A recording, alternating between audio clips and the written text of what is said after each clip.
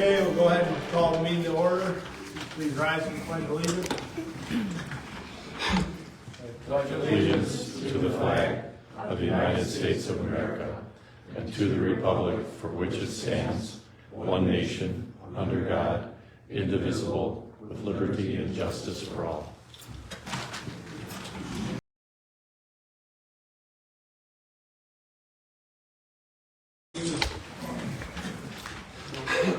Before we move to approve the agenda, I would like to ask if you're recording to move to the designated spot.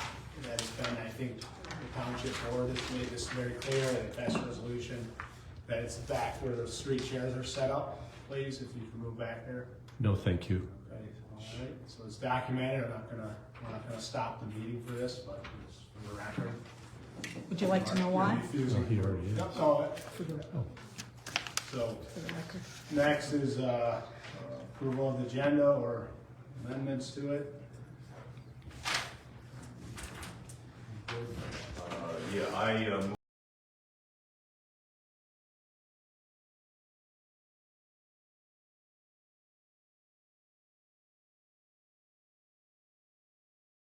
That we amend the agenda to put the election of officers up in front of the approval of the meeting minutes from the 14th.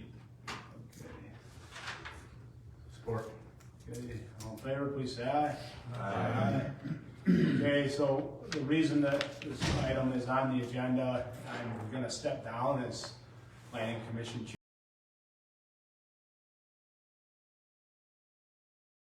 As long as the planning commission members accept that. And so I would ask if the planning commissioners accept that, please confirm that, or if you don't, please let me know. Okay, well, then I'll move that we accept your resignation as chairman of the planning commission, and you will still be on the planning commission. Support. All in favor, please say aye. Aye. Any opposed? Okay. So as vice chairman, I will request that we now open the election of officers, but first we have to have nominations. So I'll entertain a motion to open nominations for chairman of the planning commission. And nominate Steve Krause. Support. Support. Okay, we have one nomination. Move we close nominations. Support. All in favor say aye. Aye. Okay, nominations are closed. I'll entertain a motion to open elections. Somebody wants to move? So moved. Support. Okay, we have a motion to open elections and support. All in favor say aye. Aye. Opposed? Okay, elections are open. We have one individual, Steve Krause, who is nominated for the position. Are you willing to serve as the chairman? Yes. Okay. So we will entertain a motion to elect Steve as the chairman of the planning commission. All in favor, say aye. Aye. Opposed? Mr. Krause, you are now chairman of the planning commission. You can move forward. I would like to say thank you. You need to close. You're doomed. All right, well, do you happen to have to make It's in the support for the nomination? Kurt, I supported it. For the other elections, we never had held our elections in November. October, I think. Or is it November? November. Selection at the regular meeting in November of each year, we should, so. Are you still the vice chairman and I'm still the secretary? Yeah. We can include a motion to have the current officers remain in their position for another calendar year. Or until the next election. Until the next election. November. Yeah. So, I'll move that. no, it's, No. I'll move that we retain the current officers myself as vice chairman, John as secretary for the remainder of the calendar year. Support. All in favor? Aye. Aye. Anyone opposed? Okay, the motion carries. Okay. Congratulations, you're the man. Yeah. Now we're back to, the approval of the minutes from November 14th.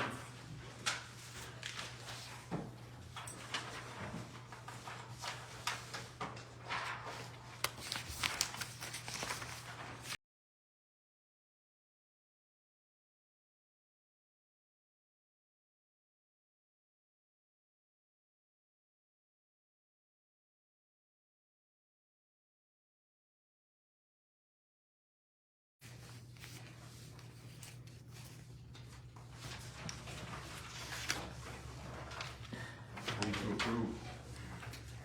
Support, motion and support for the November 14th minutes, all in favor? Aye. Opposed? All right, that motion that motion carries. Next item is old business. The first item on old business is the call, I'm sorry, I'm jumping the gun here. All right.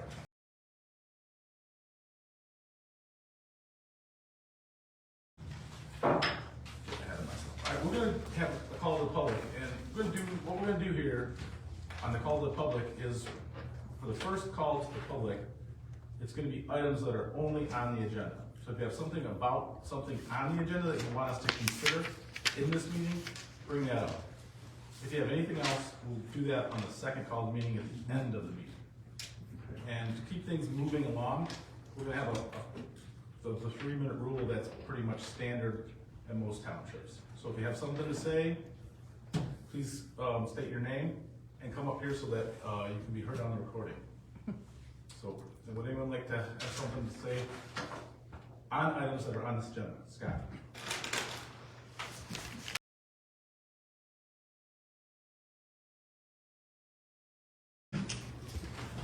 First of all, Rich, you did a beautiful job. That was on I agree. I'm sorry to see you leave your spot, and I think you're being replaced by a great person. So I think, you guys all worked with us really well. You guys were wonderful. You guys let us kind of get overboard. I know, but you guys are patient with us, and you've always been. So you've been very fair. So I congratulate you, and I hope you guys continue to keep going. Okay, number 2, I'd like to know a little bit more about what you guys are doing at the party store. Because I know in the past, there's been so much going on there. We had whites in there, the sign on the door in there, you had all this, it just seems like so much. I'm not complaining. It just, it's a full lot with all the, the records and the cars and stuff. So I've seen some of the stuff online, and I just hope we can get a clearer picture of exactly what you're doing, what you're taking out, on the agenda tonight. So I'd really like to get a clear picture of what you're doing. So, we went over this, quickly, but I'd like to know big picture, what's going on, what parking lots are gonna be, who's coming in and out of there. So, because I don't want to see it become a zoo. I know you're surrounded by a zoo over there with the company, but it's just that corner so congested anyway. So it's getting worse over there. It's not from you, from traffic and everything. So, thanks. Thanks, Scott. Anyone else?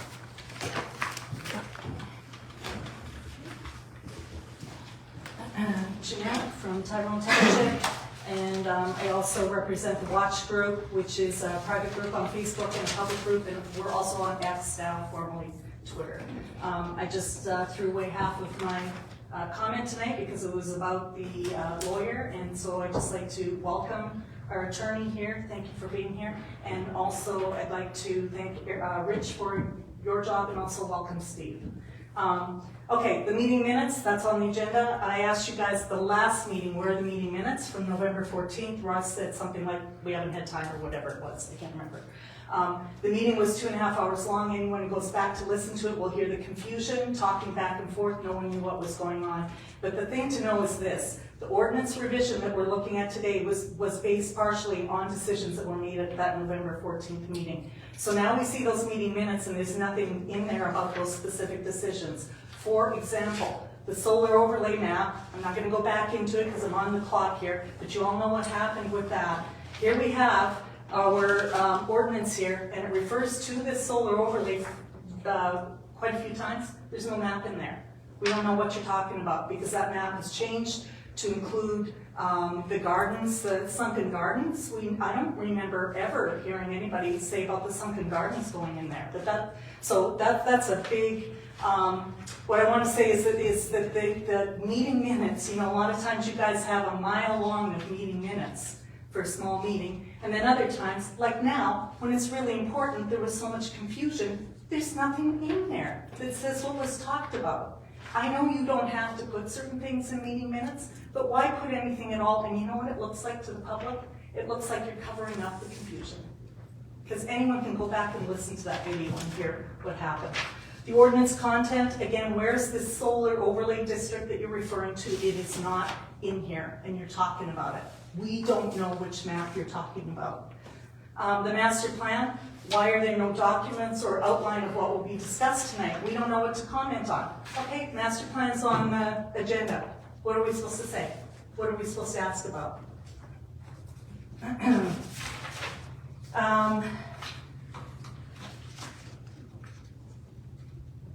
Sorry. So again, Rich, last time, I know you're stepping down. Steve, I hope it'll be easier to get a hold of you. You said right here, you said the easiest way is email. I send you an email, one sentence. Can you tell us about the lawyer, if the lawyer is going to be here or not? And I get no response. It was a very simple request, and I get nothing. So, Steve, I hope that you will respond to a simple request like that. Thank you. Thank you. Anyone else? All right, I'm going to close the call to the public and open with old business. First item on old business is the master plan. I believe when we were here last time, we talked about setting a date for a public hearing. Yeah, so the next requirement in getting the master plan approved is to have a public comment. The planning commission to hold a public comment session. The 63-day period where the neighboring review takes place, the interested parties, that's come and gone. If I'm not mistaken, you guys did not receive any feedback from those entities. So then the next step would be to hold a public hearing. From the public hearing, you can take, whatever information is received or feedback at that point, and then decide whether or not it goes on to the board, the township board for, final approval, or if there's any additional steps that you want to take. But by statute, the next step is the public hearing by the planning commission. So we were proposing that would be the next regular February planning commission meeting. I think we should plan on that and keep it moving along. Yeah, and then at that point, based on feedback, you can decide where you want to go from there. Do we need a motion to set the public hearing, or is it? I don't think we need a motion to do that. I think Ross would just put that out as It's just the appropriate with notice. the understanding that right now, I think the next meeting that the planning commission has will be the first Monday, or second Tuesday in February. All right. Anyone have any other comments on the master plan? I don't, I think that's a good recommendation to hold a public hearing. It's in final form right now, Yeah. so. We haven't received any comments and none of you. Right. The only thing I would just thought was that it would be good if it was the only public hearing item, right? If the only subject, right? So it's not combined with others and then, in case, hopefully we get a lot of people in attendance and we can. That would be the. But on that, we're having other things coming up. Sure. We got more applications coming in. Keep and waiting. We gotta keep everything moving forward too. So we gotta keep stuff moving, so I don't think we can have just the master plan is the only thing we're doing that way. No, just Yeah. only public hearing. Only public hearing. That was Yeah. fine. Yeah, I don't. I think Oh, that's. you mean because depending on the rest of the agenda tonight, we may have another public hearing coming up. Yeah. Potentially, but I think, well, Party Store doesn't require one. Yeah, it does. Yeah, it does, it's a major change. Okay, so it did not. Okay. Yeah, it does, because it's a major change. And they're probably gonna want to keep that moving along. Well, but let's at least get the master plan public hearing scheduled for, I believe it is the second Tuesday, that would be the 13th. I'll let Ross know what's that. I think they're trying to work on the camera or something, so. Oh, is that what it is? Okay. Yeah, I think that's correct. Should be the 13th. But overall, I think, I don't remember, we didn't see, the big thing was if we were gonna get any feedback, and we hadn't, and we still haven't. All right. Yeah, I think we should pause the meeting until Ross and Yeah, just comes back. Because, yeah, we can't I really- want Ross to agree with that too, because he's the one that has to set up a meeting invite. Yeah, he's got to put the notifications out in the paper and so forth. Is the meeting paused? We are paused right now. They're coming back. Yeah, don't forget, you talked about a workshop of the people. That's what you guys said, you were gonna do another workshop before the public hearing. That was decided in one of the last meetings. Okay. We can't have public comment during the meeting, it's only at the beginning of the. No, I thought you paused the meeting, You were that's, paused that's the only reason. Yeah, but- That's the only reason I spoke up. We're not gonna open that.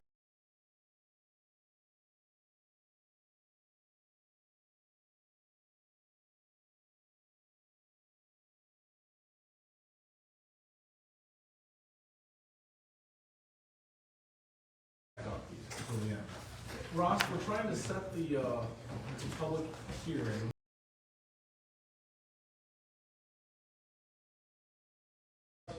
Public comment session for the master plan for February 13th. Make a motion, take a vote, and then we're good to go. Okay, We just wanted to make sure that you're good with us and you think it's. We did receive any other additional input from any of the neighboring communities, utility companies, or anyone, so.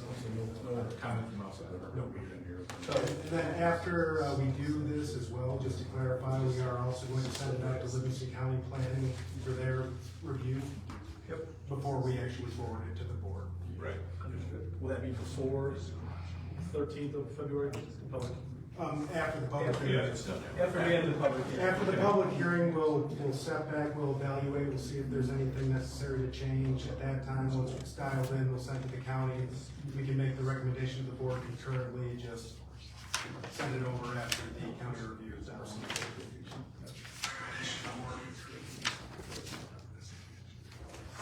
Yeah, I would make a motion to hold a public hearing for the master plan at our next regular meeting in February. I'll support that. Any further discussion? All in favor? Aye. Anyone opposed? All right, Ross, thank you. All right, the next.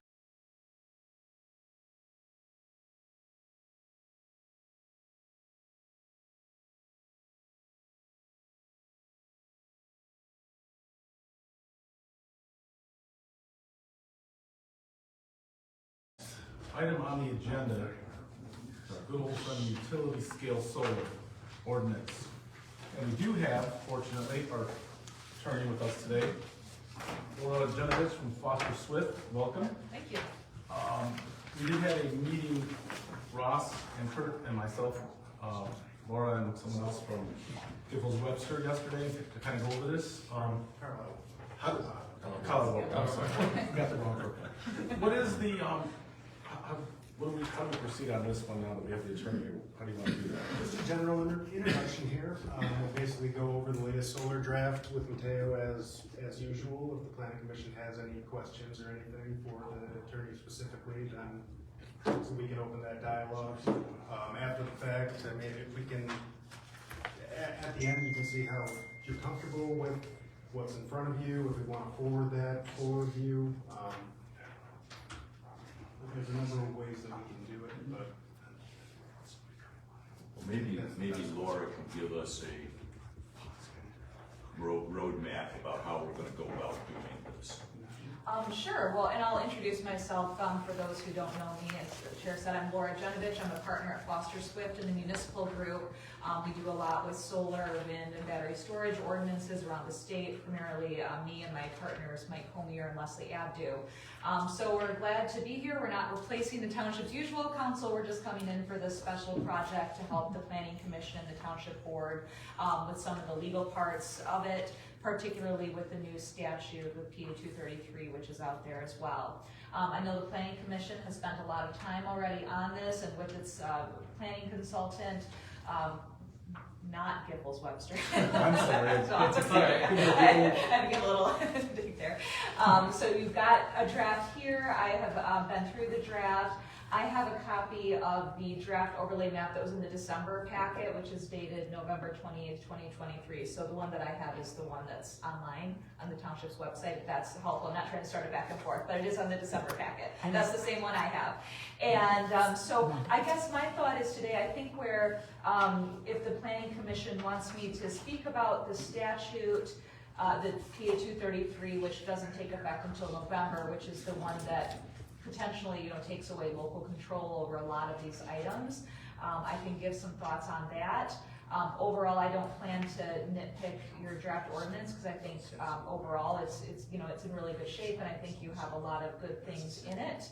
I think where I can particularly lend value is with possibly working in a sort of fix with PA 233 in terms of the proposed overlay. And I said this on the call. Really, if things can develop there, it's not excluding it. So as long as you can fit these requirements into those spots, you're likely in good shape there. So I could babble on, but it might be helpful to field some questions.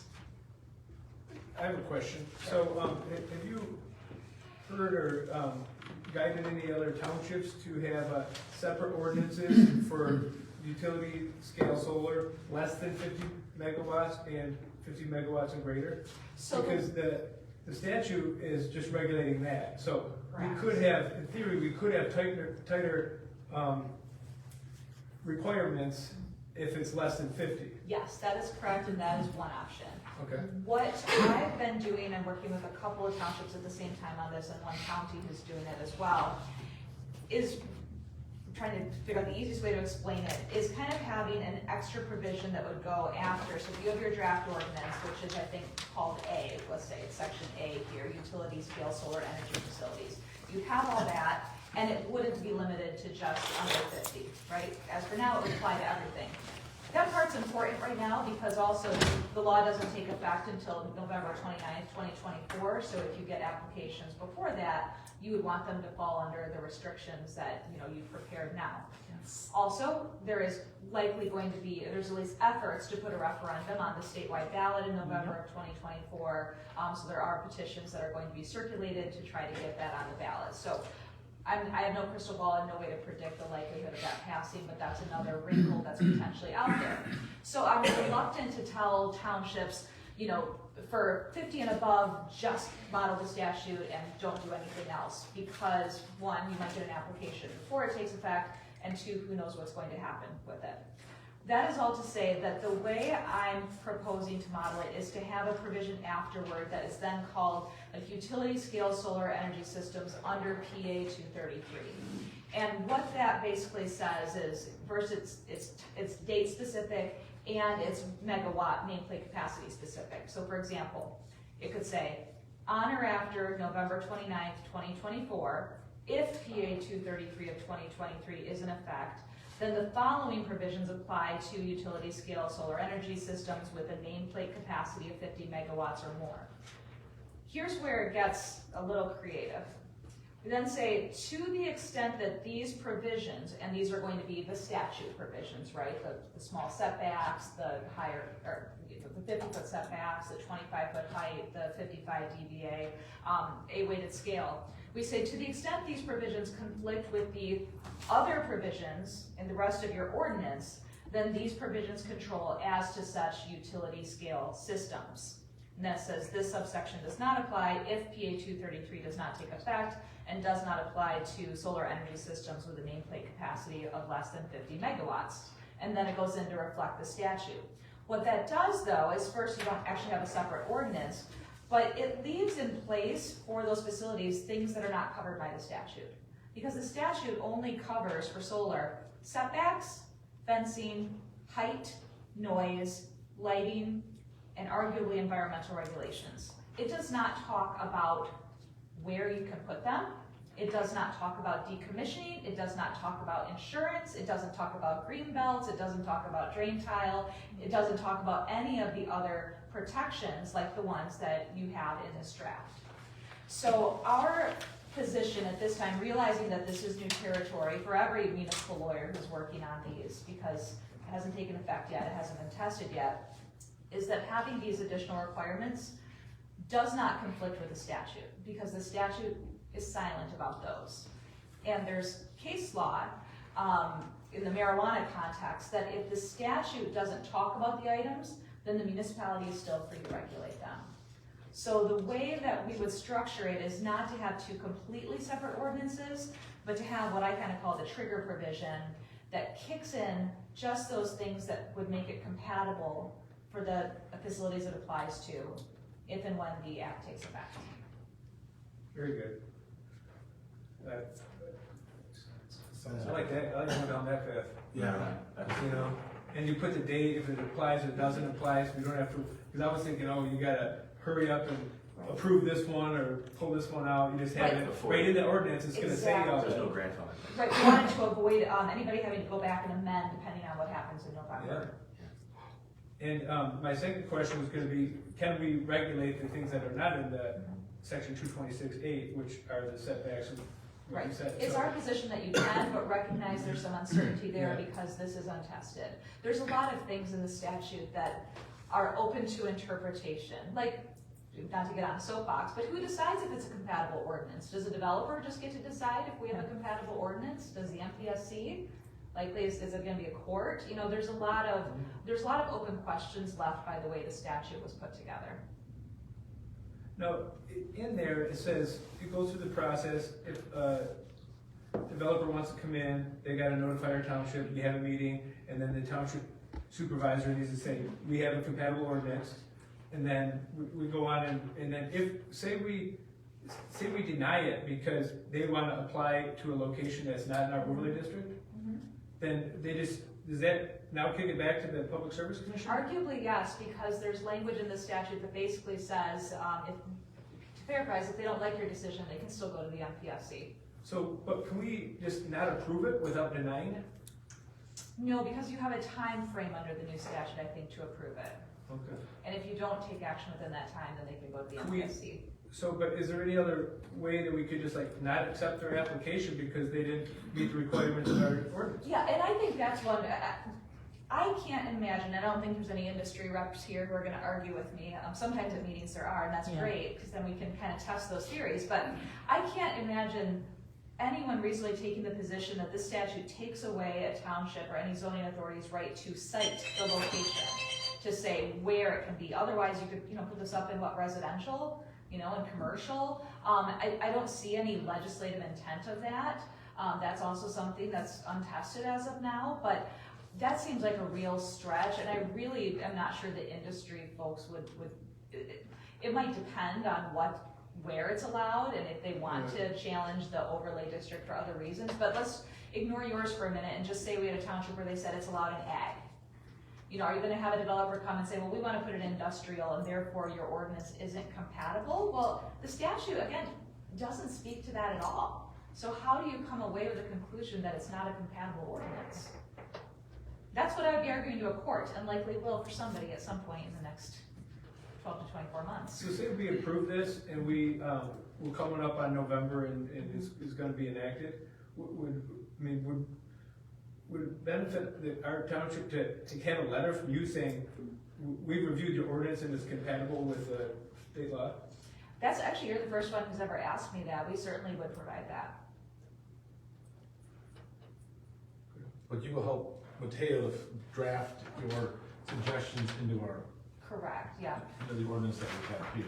Yep, it wouldn't be taking apart what you've already done, it would just kind of be adding another provision to the end. I think it makes a lot of sense. Yeah. Now, we've also got petition to add a piece to the Constitution that would undo Public Act 233. And that's the kind of referendum that I was talking about, where there are petitions going out now. So, and I don't know how that turns out.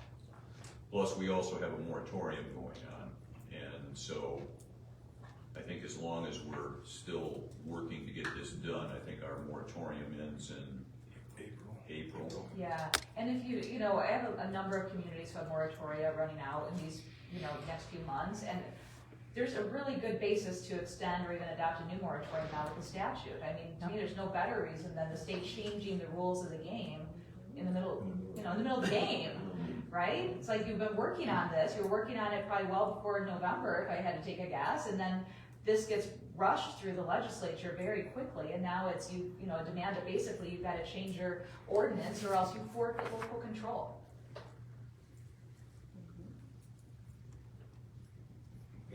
In your opinion, when we, in some cases where there's a court judgment, maybe there's judgment on the side of the developer to say, hey, there's a need for this. In our township, we've had experience with that. And there was a need for housing, right? So that it was, hey, you gotta put these in Tyrone Township. But in this case, how would a developer prove that there's a demonstrated need for the Yeah, that's development? it's a really good question, because what they're going to argue, right, is there's state level demands for a certain percentage of renewable energy by certain dates.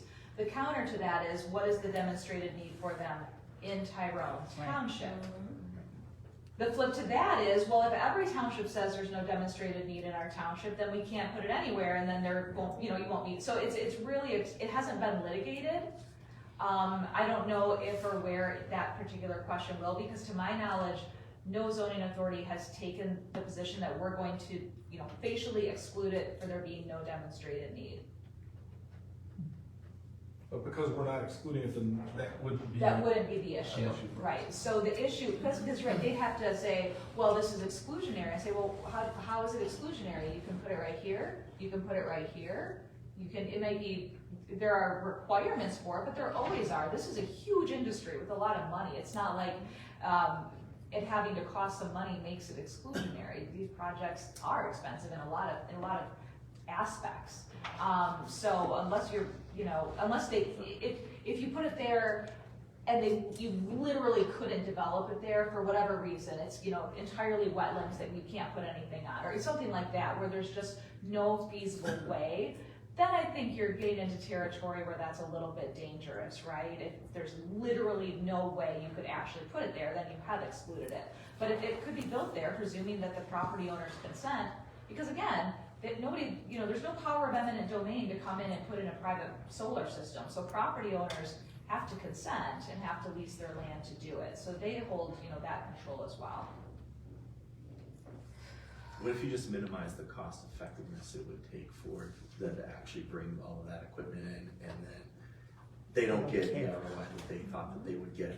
Yeah, I think you always have to have a rational basis for what you're requiring, right? I would caution against imposing things solely for the sake of increasing cost. Rather, I think the focus is on protecting the community, protecting the township's environment. So the things, that you do require that might have costs attached to them, have a solid basis. I mean, requiring a, decommissioning bond and things like that is important, because what if the developer goes bankrupt and there's not gonna be anybody to take the panels out and restore the land? You've got to have money set aside for that. And that's where you've got the surety and a letter of credit, cash deposit, things like that in there. Drainage and stormwater requirements, right? Stormwater study, those are important. They may cost money, but the purpose of them is not to cost money. The purpose of them is to protect the public health, safety, and welfare. And I think that's always what has to drive your regulations. In addition to what, the items to add maybe the first subset or section A, did you have a chance to look this over? Do you have any comments for us on that? I really didn't. A lot of these things are the types of regulations that many communities are adopting, so I didn't see anything that caused me any heartburn, so to speak. In fact, I think in a couple of places they're actually similar to what there's one I think that was similar to the statutes requirement. That might have been the noise level, I think it's at 55. 55 is what they, 55 is what they did, but that's also kind of a common average amongst other townships. Right, so it's not way out there. So no, I didn't, and you know, the height was 15 feet, you know, statute's 25 feet, so it's not, you know, compatible, but it didn't strike me as being problematic either. We got a pretty good base and stuff. Yes.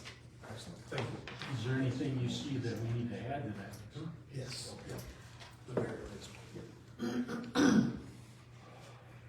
I didn't do a sit-down side-by-side comparison with other ordinances, but just reading through it, you know, you've got a lot of the basics. I can't remember if and it might be toward the end where you've got your application requirements, because I think that's important, and that might be, oh yeah, your site plan approval and supporting materials, yeah, the detailed site plans.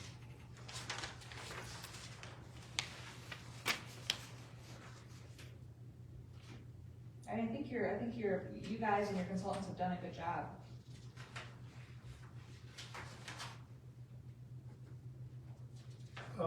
In regards to the battery storage, in our proposed draft ordinance here, we say we don't want any battery storage. But bill, I don't even know what to call it, 5120 or Yeah. whatever, you know, basically there's a whole other section on Correct. battery storage, so that we would Yeah. not have a compatible ordinance Correct. for that. Correct. Now, is there a way to, I haven't read that one in much detail, but basically what we determined is that we don't have the proper emergency responses to deal with that,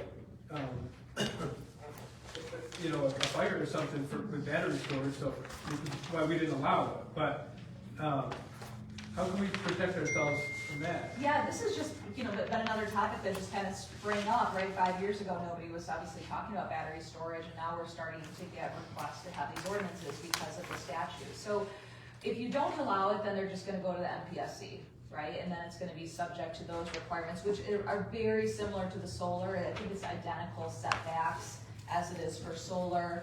The same noise requirement, very, almost like I said, word for word, the same as the solar requirements. Or you could adopt an ordinance for battery storage that includes those things plus some additional protections. So if the cost of fire protection is a concern, then you could put in some regulations for that they have to have a safety plan, they have to provide education or, you know, materials or some kind of resources, or even provide their own fire protection. Yeah, okay, we could say they need on-site fire department. Yeah, something like that, yeah. So to piggyback off what you're saying, John, and this would be a question, so we do have language in here about required trainings. We do have language in here about the, you know, that the applicant would need to provide special equipment to the emergency response teams if they deemed that equipment was necessary. Is that language contradictory to taking the position saying that we aren't gonna allow battery storage because of these concerns, but in another part of it, we're saying, but if you give us this, this, and this, then we will allow it? Does that kind of make sense? Yeah. Is it contradictory to do the two things? So if you've got fire response, right, it was M, and that is for solar, correct? Yes. Yeah. So I guess I didn't read that as applying to battery storage. And it doesn't specifically Yeah. reference any specifics, you know, solar, wind, battery, that nature. But Right. again, what I'm trying to understand is if the battery prohibition is based on concerns about being able to respond to those. But we also have language saying, well, For solar, if you you can do train, something about or, it. or solar, or if you provide us equipment, then you can do it. That's, Aren't batteries a lot higher risk than solar? I mean, it sure seems like it from the things I've seen. Yeah, the reality is they're not gonna be outright prohibited, because if you prohibit them, the MPSC is still gonna allow them. Gee.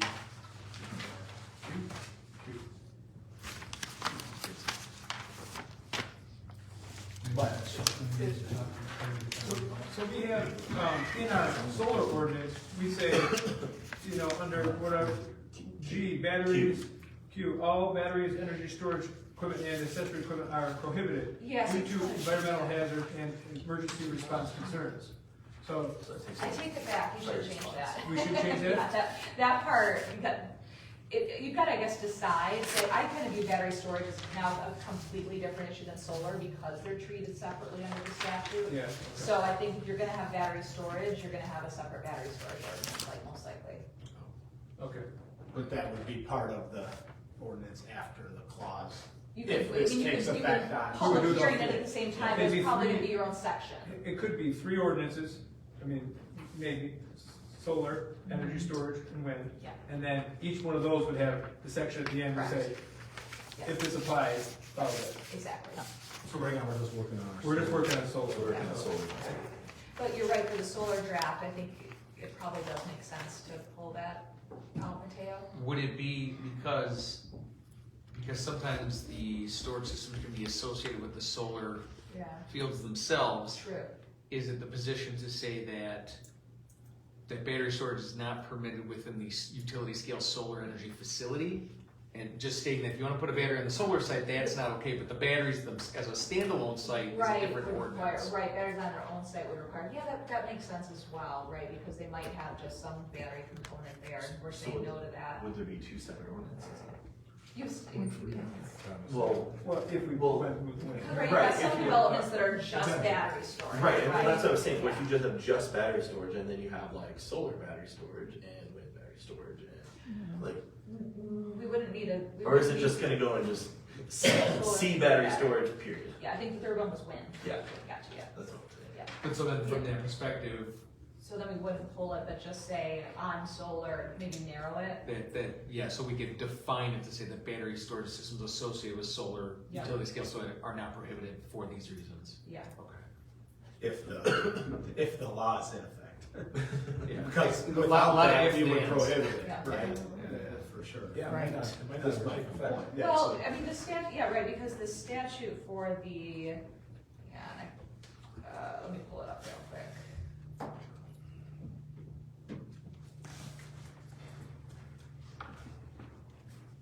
Just a moment. Okay, so it applies to.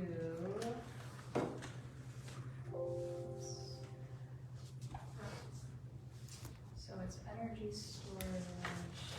It's energy storage facility with a nameplate capacity of 50 megawatts or more and an energy discharge capacity of 200 megawatt hours or more. So I'm guessing the ones on the site of solar likely aren't gonna be that big, I wouldn't think so. yeah.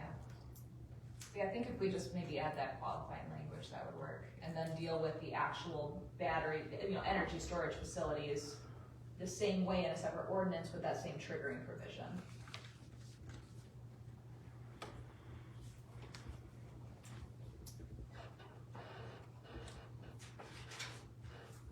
So is that kind of typical that you would take, what we have and then work with Mateo, kind of incorporate your suggestions into a revised document that we will get back Right. maybe for the February meeting? Yeah, I mean, we've got some additional language to say yay or nay to today. Right. And then based on that, and again, at the direction of the township board and your contact with them, we could work together on what comes up in February. That works? Yes. That's not too aggressive of a time. No, that's not too aggressive. Hey, Steve, let me ask a question. I'm sorry, Scott, we can't do that. You guys pretty much covered a lot of stuff. There's one thing I didn't cover. Mateo, do you want to go ahead and, go through your changes? Yeah. Thank you, Bob. So based on the last meeting, some of the changes that were discussed, the first one is in reference to the setbacks. So we had talked about the 300 feet from the nearest dwelling unit or 100 feet from the property line, whichever's greater. So we went ahead and added that language in, and then I also added in from property line to the other ones, just so it's very clear for the other uses, what those distances need to be.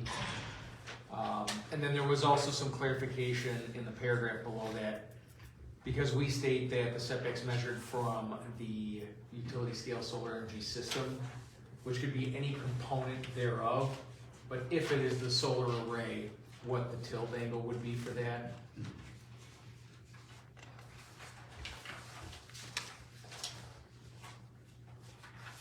Well,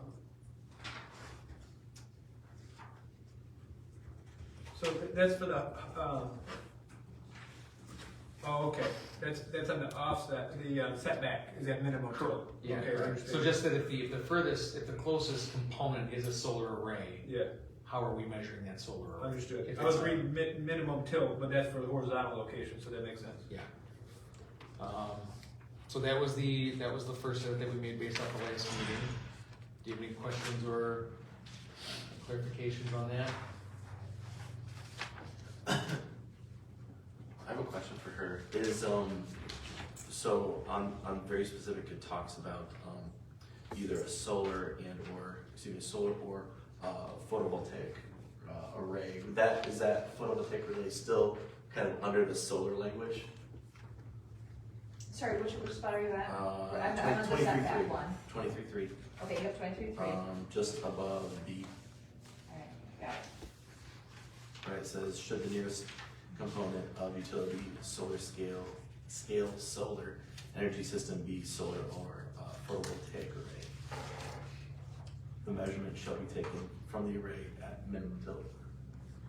I just wanted to know. Because at the last meeting, just add context to it. Yeah, in context. We had discussed that there's solar arrays, there's photovoltaic Okay. arrays. We wanted to make sure we were kind of covering Yeah, both. they're still gonna be under the same umbrella. Okay, that's how. Yeah, yeah. Okay, perfect. Any other questions or comments? All right, the next edit that was made based on comments is to the fire response section, the second to last paragraph. Could you, Mateo, just tell us where you're at, so. Yeah, so page 23.9. 23.9. Okay.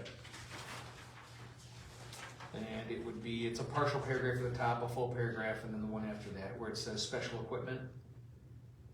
So we added the sentence at the end that says the authority to determine whether and what type of special equipment is needed shall be with the fire and or rescue departments serving the township. And this came from,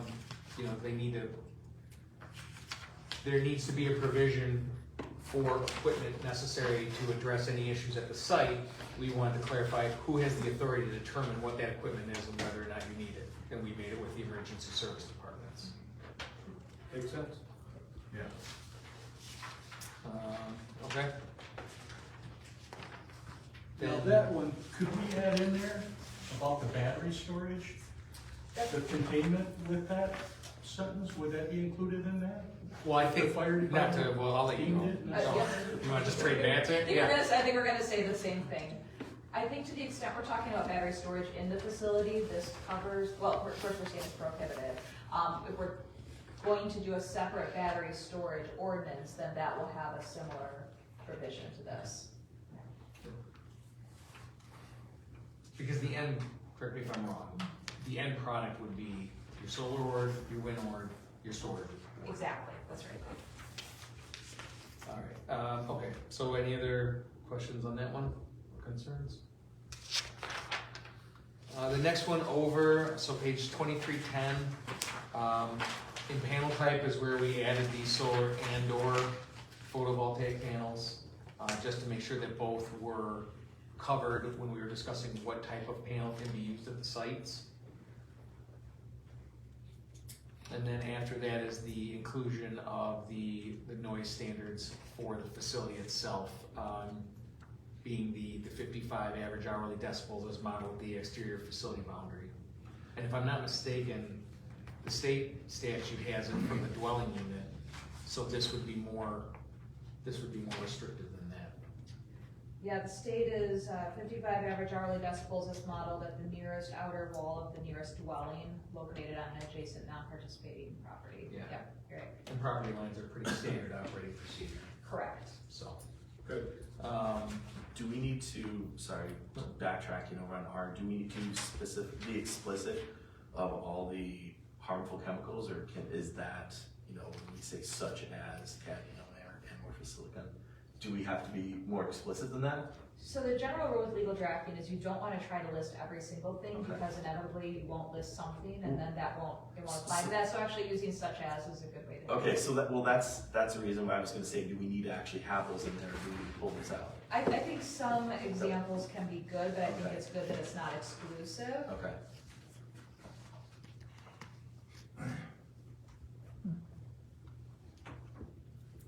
That's all? Yeah. Thank you.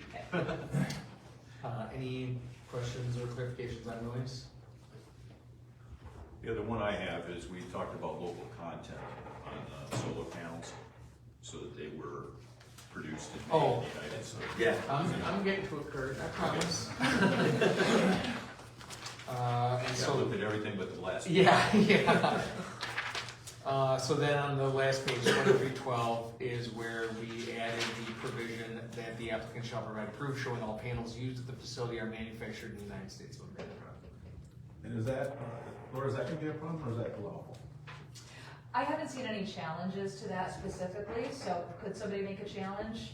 Again, I think it's not prohibited, you can still have your panels, it just might cost you more to make them because you have to make them in the USA.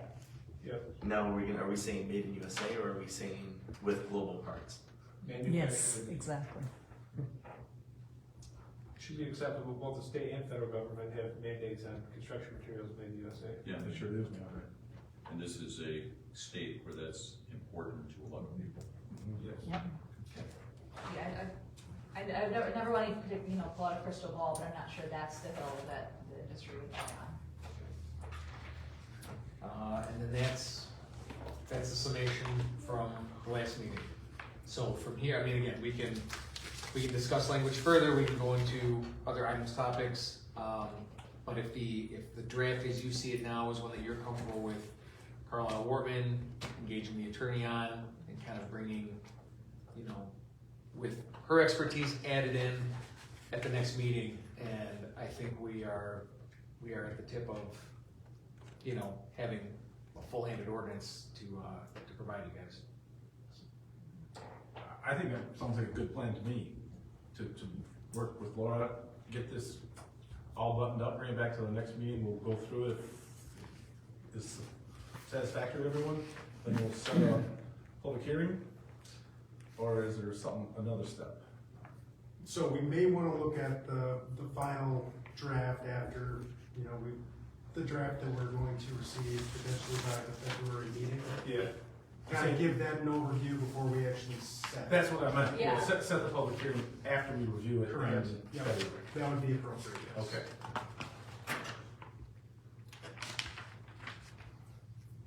Anything else?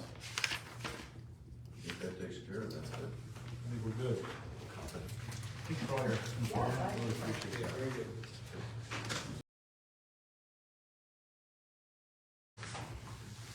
Okay, we actually get into some actual site planning items here. We have the Tyrone Party Store site plan. It says amendment here, well, it's probably amendment to the existing site plan and changes. It's site plan, like, that, really. Site plan or the review from Carlisle Wortman. We can start off with the summary and then get the. What's that? No. So traditionally, we'll get a summary from the applicant of the request. We'll have Mateo get into the review, kind of go through point by point as much as the planning commission feels necessary, and then kind of have some back and forth between the planning commission and the applicant to address some of the items listed on the memo. Yeah, I think the applicant give us some overview and color to the Yeah, situation that- is appropriate. Absolutely. All right. Could you state your name for us? Ron Newman from Triumph Engineering. What was your name? Ron Ron. Newman.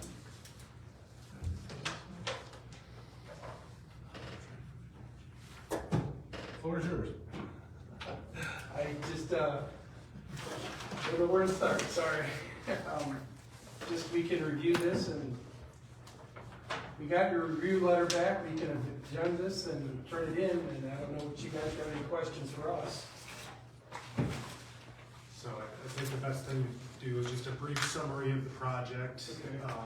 From there, we can kind of go through the review and then the planning commission can take it from there. Okay, Tyrone Party Store is proposing to take the automotive section, the garage section, and eliminate the garage section and make that the new party store.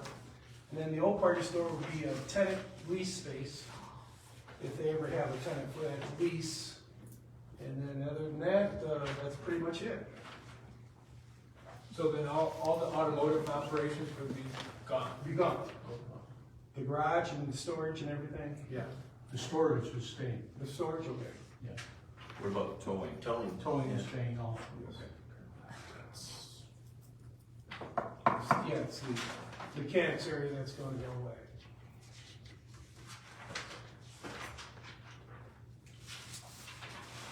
So that'll be behind this wood fence area there? Correct. Okay.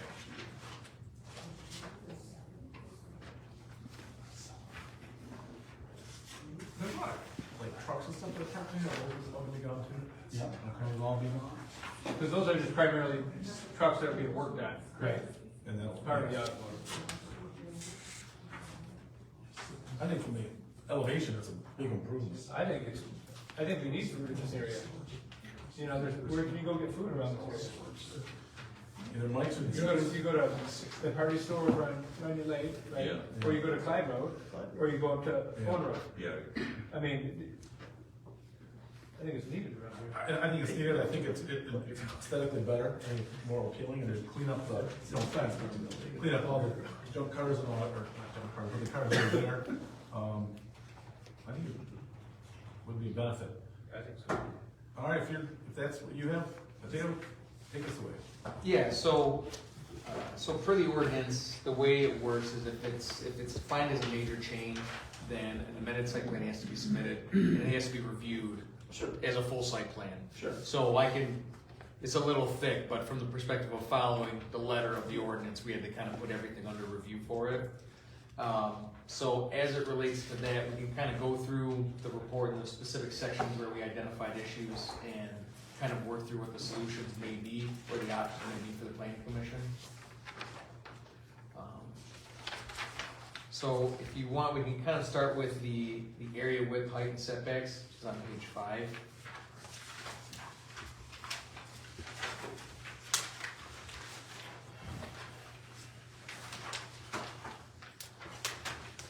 And my apologies, actually prior to that, under the project narrative or the site description, we did note that, you know, based on the survey provided and aerials, it seems as though these storage operations and basically the storage operations are kind of exceeding the eastern lot line. That's an observation by ours.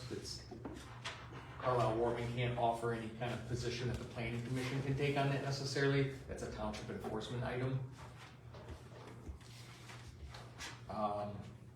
Area width and setbacks. So again, we kind of go through the process of looking at the existing property, looking at the existing zoning, the setbacks, things of that nature.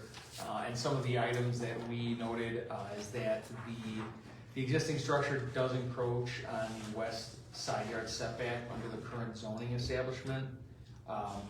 Typically, it would be the case that you'd want to look to see if there was a variance provided at some point in time for that setback. I know I worked with Ross, and it doesn't seem as though there's record of any kind of variance being offered. Typically in that position, you would assume that at the time in which the original building was built and sent through review, that it conformed and was allowed to be as such. So given that the encroachment is a foot, we don't necessarily think it is an item to be hung up on, but just wanted to make you guys aware of. So the side yard is 20 and it's 19.3. Correct. It's very minor. We did go through, try to locate any variances from back then, could not identify it. However, traditionally, if it has been approved, this would have gone through planning commission and township board. There may have been a mechanism at that time that we haven't identified. It was approved, so we typically honor that as an existing non-conforming portion of the site. As it relates to the setbacks and items in that section, another issue is that, so when we look at on the drawings themselves, the east side yard setback wasn't included on the sheet. Looking at it using a scale, we're quite comfortable in, you know, assuming that that's correct. Yeah. Adding it to the site plan for review is, you know, takes the word assume out of it, which is kind of what we want to do. Well, I'll add it in there. Yeah, and then to that note as well, again, the building height looked to conform, but the measurement wasn't taken from the midpoint of the eve and the ridge, which is what the zoning states. Again, using a scale, we assume we look good, but assume as we're using a courtroom. So, yeah, I'm sure the attorney can attest to that. So those are the items as it relates to kind of the setbacks, the bulk, things of that nature. You guys have any questions from that? The front setback, am I reading the table wrong? Proposed 78 and the requires 100, is that correct? That exists. Okay, so it fall into existing. Yeah. Okay. And then proposed modifications.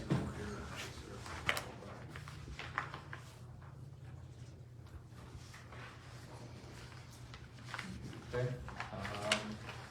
For natural resources, there wasn't anything that struck us as concerning about, natural features for the site, so there weren't any items addressed there. Access and circulation kind of gets into the parking determination for the site, and so based on that, you have an automobile service definition for parking, but you also have a retail component to it as well. The challenge for us in reviewing it from that perspective was that on the application, it states that you've got the storage or the auto garage that's going to get converted to a kind of convenience store setup. But then the existing convenience store would get leased out to another user potentially. Yes. And so at that point, we have to look at it as kind of a dual use, because you have the gas station kind of auto mart function, and then you have this other retail function. So we assess the parking under the two uses. Okay. Based on that, you don't comply because there's a lot of parking requirements for the two separate uses. We're only gonna have the one that's gonna be retail at the end. But the current retail space is then going to be to lease forward to a third party, is that correct? Correct, but we will take in that consideration for them parking too. Cause that's a square foot of 1,000 square feet. And so that's where I think that's, again, assessing the application and the way it was presented, we had to look at it as the. I understand. Yeah. I think you'd be in a better position if all of the retail space was considered to be one convenient operation as opposed to two separates. I think under that, you can fall under the auto mart, auto service definition and only come under one of the parking requirements, which it's interesting because I think even if you came under still the automobile auto mart definition, you still might be short on a space or two, but you're not short 24 spaces. Right. We can make up a couple here and there. Yeah, I think there is some potential on the site to organize the parking in a manner that would get you a few more sites if you needed them. Right, well, there's the front of the building, we were trying to stay away from parking in front of the building, which everybody does anyway, but. In front of the garage doors that'll go Yes. away. Yeah. Yeah, because those, okay. Yeah, so that's really more or less for the applicant to decide, you still want to propose it as being potentially two separate retail operations or one retail operation. And I think if it comes under one retail operation, then it's the one designation, auto mart parking. But you would still need to make that adjustment, see where your parking falls, and then build in the spaces that you need. Sure. We'll just, we'll have chats. Yeah, again, we'll get it clarified yeah. from them. So that kind of addresses the parking issue. I wanted to, a loading area is not defined on the plan and it is required for those spaces. So again, we didn't see it on the drawings. We haven't had it confirmed, but it's gonna be behind the store. Come in through and then back. Where the addition is proposed Yes. in that area, okay. Behind the coolers, where the coolers are gonna go? Yeah, And then park in the side there's a door right there so they can, okay. you've seen that on the drawing? I've seen the addition, yes, where there's Yeah, on the east side, there's a new door right there that's, they're gonna come in and you can stock that way, and then there's that hallway right down to the back. but the loading would be in the rear. It'd be in the rear, on the side and in the rear. The east side and the rear.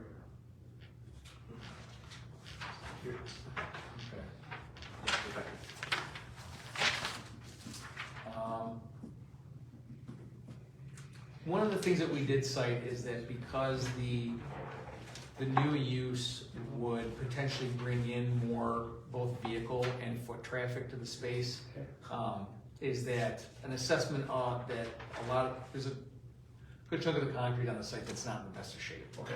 And that if you're gonna have more vehicles on the site and more foot traffic on the site, you don't necessarily want people, I do it all the time, actively dodging a certain part of the parking lot and then not paying attention to what I'm doing and I sideswipe somebody else. I'm going down the world of what ifs, but we cited that improvements to the lot would be recommended per the additional vehicle and foot traffic that the larger convenience store would generate. There's some dimensional issues with the handicap spaces. Did you see?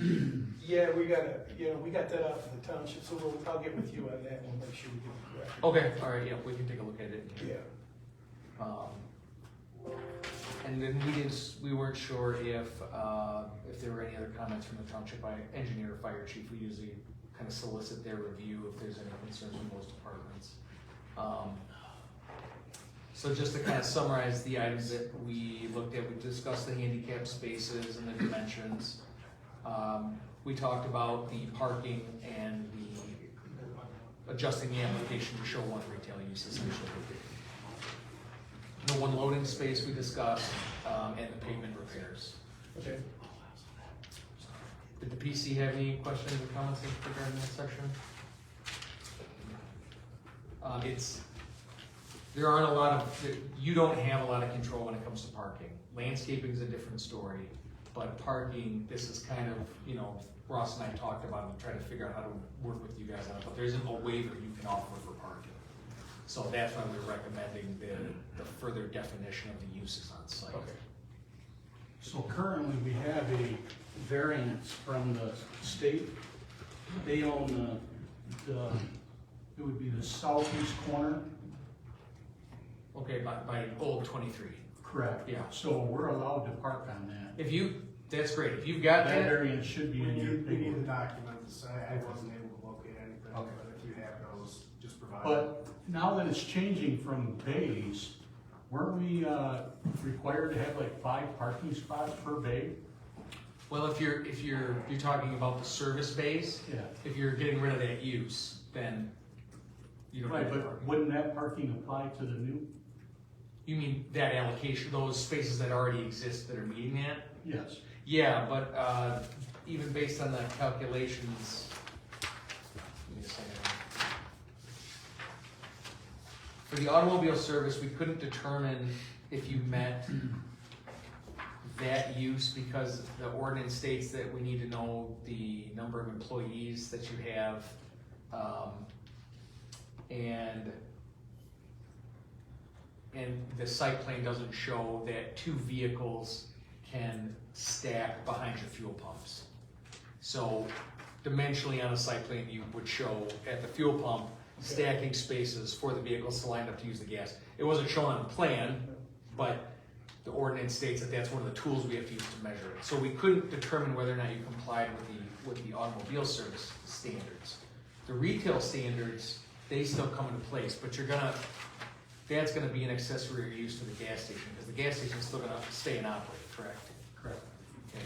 So yeah, so I mean, it would be using the Automart definition, which I think that the way we calculated it is you would come to somewhere around 24 spaces. Like I think if you put it under the auto, because the convenience store is an accessory use to the primary use of a gas station, auto service, Automart station, you're gonna get close. Are you stating that the vehicles being stored along that side are no longer gonna be there, so the spaces would be available? Yeah, see, the whole southeast corner is gonna be wide open now.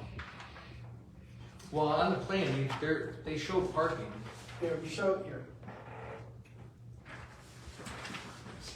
Sorry. No, it's okay. Up to the property line. Yeah. Well, actually, we can park past that line, the If you- whole road. If you can fit, by dimensional requirements of your ordinance, if you can fit more parking in there, then that's an area that you could work on it. Okay. Does that parking include the future retail store? Like the parking spaces of 24? Yeah, so the way we assessed it was the 2 uses together. Yeah. But what we're saying is if you combines it, the retail used to be a single, the whole place is gonna be one convenience store, then we can use a single designation to assess the parking. And if you don't meet it, you'll be a few spaces off, as opposed to, you start jumbling uses together and all of a sudden you need 200 parking spaces for one site. Yeah, but if they say that, okay, we're gonna have one use, and then 2 years from now, they decide, oh, well, we're just gonna lease that space out, do we have any enforcement ability that we could do? I mean, I'm not saying No, yeah. we would, but I'm just saying that it'd be easy to say, hey, we're gonna be one use, and then 2 years from now, they find a tenant and that's, Well, that's why I would like to do it right now.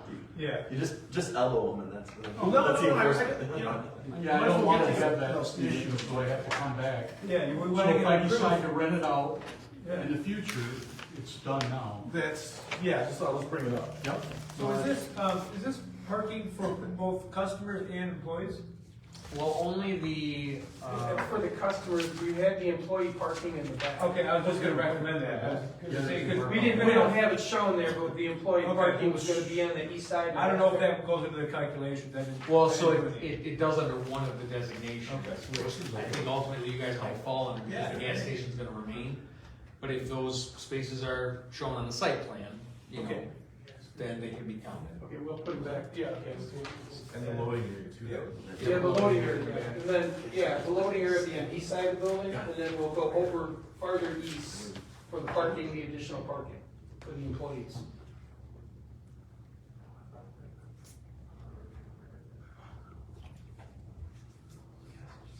Then, so the next section deals with the essential services and utilities. We kind of went over the drawings. There was some information that was a little hard to delineate based on some of the language got a little blurred and smudged, and then I believe it was the gas line was a little hard to define. I Okay. think it was shown in yellow, and so it was a little hard for us to find. I mean, we're comfortable assuming that the property has the appropriate utility services. Yes. What we wanted to make sure that got addressed was that just confirmation that the proposed building doesn't interfere with any overhead or underground water, sewer, storm lines, and or underground or overhead electrical service. So something in writing in the application stating such. And then the placement and or specifications of current utility infrastructure shown on sheets C2 and C3 should be clearly legible and identifiable. And again, on the legend, something got smudged, Okay. and then I believe the gas line's in yellow, but it was just hard to ensure. Yeah, that yellow, I understand. So if that can be, I don't think that those being clarified will churn up any new issues, but making sure that they're easily legible was the point of those Yeah, remarks. we'll just make that a darker layer. Sure, yeah, that's all, yeah, that's what we would need. Any questions or concerns about utilities or services? 811 call before you dig, that's a good note to have on there. On every one of them. Okay, all right, so landscaping. So again, per the requirement of the review, it had to go under a full site plan review. You've got a lot of landscaping, you have a lot of different kind of landscaping requirements for different situations and different uses. The landscaping section, 21A09 of the zoning ordinance does state that you can assess whether or not not enforce. You can modify certain landscaping requirements. That modification could include not requiring any new landscaping because the site's not proposing any new landscaping. But as we went through the review using the current standards in the ordinance and what was on site, the site doesn't have full compliance with your landscaping.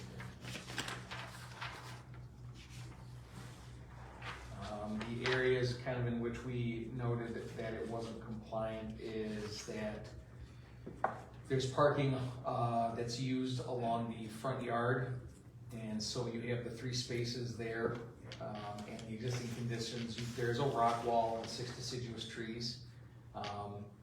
We can't necessarily review or consider any of the landscaping along US 23 because it's not on the site.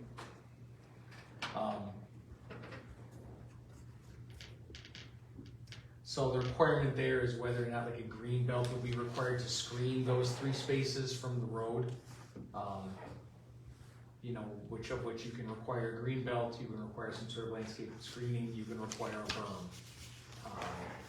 Again, at some point in time when the site was originally built, landscaping would have been approved, so on and so forth. But that section right there is something that will need a modification waiver if you choose to do so, or you can require it to come into conformance. And this is regarding the south end of the site along Center Road? Yeah, so anywhere where parking is proposed along like a front yard or a side yard, you have to have screen landscaping from the parking. So given that there's 3 spaces there, that's why we cited that. Then there's the 9 spaces along US 23. There is a limitation to that because there physically isn't any green space along their property line in 23 to plant anything anyways.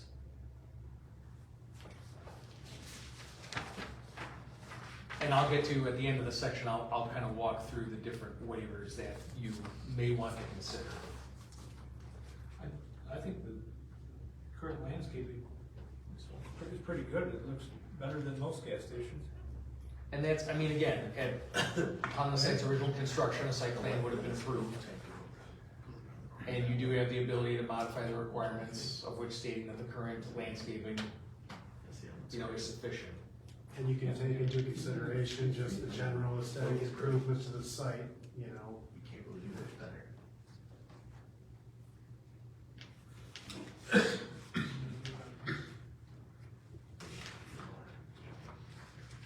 I think just getting those vehicles that are being worked on, the big trucks and that, having those moved out of there and having the parking, I think that is gonna be Beautiful spot.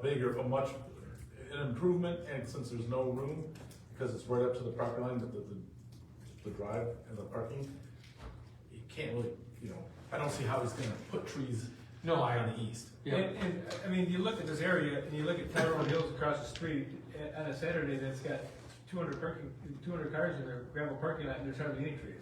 I mean, I don't understand why we would want to try to require added additional trees to street parking.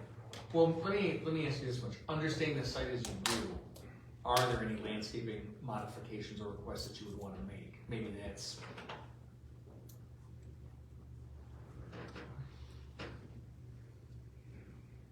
Like I said, I think for a gas station, it looks pretty. I think just, from the standpoint of cleaning up.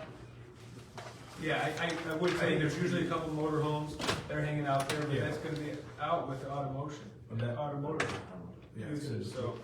Better, a lot better. Okay. All right. Well, like I said, That's just my thought. nope, that's fine. Like when I get to the end of the section, I'll walk through the waivers that would be needed for the sections. The one item that does fall under the landscaping section is the solid waste receptacles. So currently on site, the dumpster's on the side of the building and visible, and the way the ordinance is written is that the waste receptacle should be enclosed by a wooden door, which it is. Not less than 5 feet, I believe it's 6. I think so. So you're good there. You're good on height, you're good on the wooden doors. The receptacle shall be located in the rear of the site unless prevented by topographic conditions. In all cases, the receptacle shall be located where it is least visible from the public right-of-way and adjacent properties.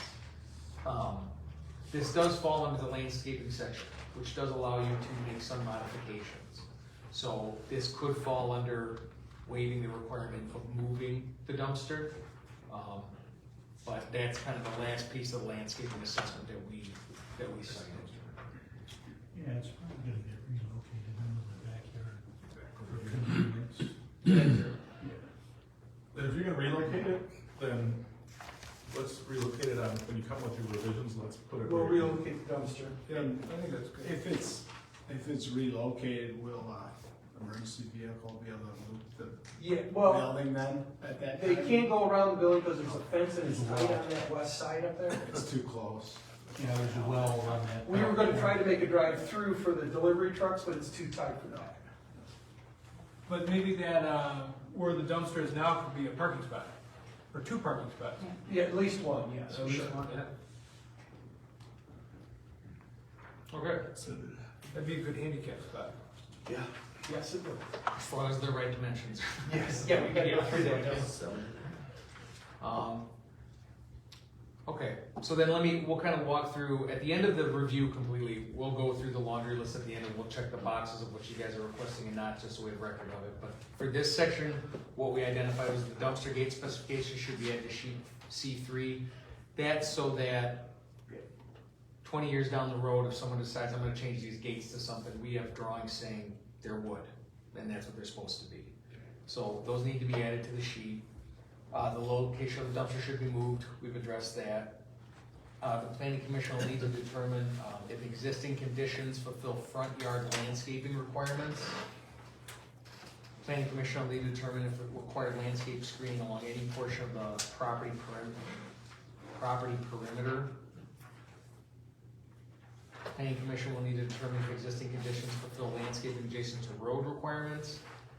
Planning commission will need to determine if it will require information to calculate general landscaping requirements. And the planning commission will need to determine if existing landscaping adjacent to parking areas fulfills requirements. We'll go through all that one more time, but those are all of the different sections in your landscaping ordinance that you can provide the modifications from. Lighting, we didn't, there was no photometric plan No, included, yeah, correct? we do one yet. So this would kind of be something where you can determine, your ordinance does require a photometric plan. It may be worthwhile requesting this just to see if existing site lighting is sufficient for the new use of maybe more feet in the parking lot and more cars in the parking lot. I was there this evening, it was bright, but again, a photometric plan on paper is kind of your documentation stating that yes, there is sufficient lighting at the site per the use change. So our position is that a photometric plan should be included so that then you can determine if current site lighting is sufficient. That's not a problem, right? No, not a problem. Signage, we noted that there's no signage information in the application other than the location of the existing signage. Signage is a different permitting process, so just at the point in time in which if any site signage was gonna change, you would just need to make sure that you reference the appropriate section of the ordinance for whenever that site signage would change.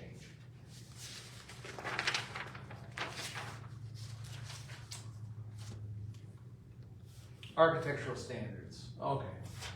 So this is another one where you guys have some pretty specific architectural standard and design requirements of sites in the township. Basically, it's a tool to ensure that quality exterior construction materials are used, things that complement the community, are visually pleasing.